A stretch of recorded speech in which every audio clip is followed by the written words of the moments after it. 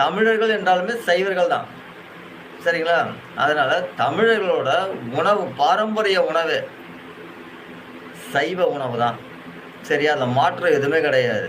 அதனால நாம கோயிலுக்கு, எந்த கோயிலுக்கு நீங்க சென்றாலும், முதலில் நீங்க வந்துட்டு அசைவம் சாப்பிடக்கூடாது. மாமிசம் சாப்பிடக்கூடாது. போயிட்டு வந்த பிறகு சாப்பிடலாம், போயிட்டு வந்த பிறகு சாப்பிடக்கூடாது. சரிங்களா? நம்ம மனது வந்து சுத்தியா இருக்கணும்.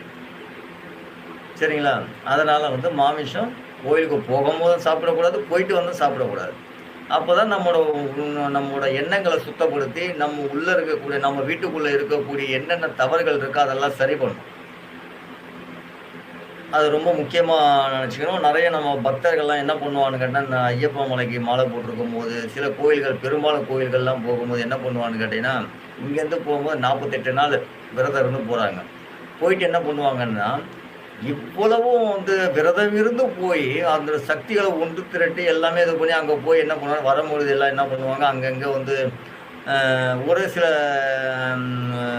குருமார்கள்லாம் வந்து நேரா வீட்டுக்கு வந்து, வீட்ல வந்து அந்த தீப தூபம் காட்டிட்டு, அதுக்கப்புறம் சாமி வணங்கிட்டு, அதுக்கப்புறம் வந்துட்டு நான்வெஜ் சாப்பிடுறதெல்லாம் அது கூடவே கூடாது. அன்னைக்கு நீங்க நான்வெஜ்ஜே சாப்பிடக்கூடாது. சரிங்களா?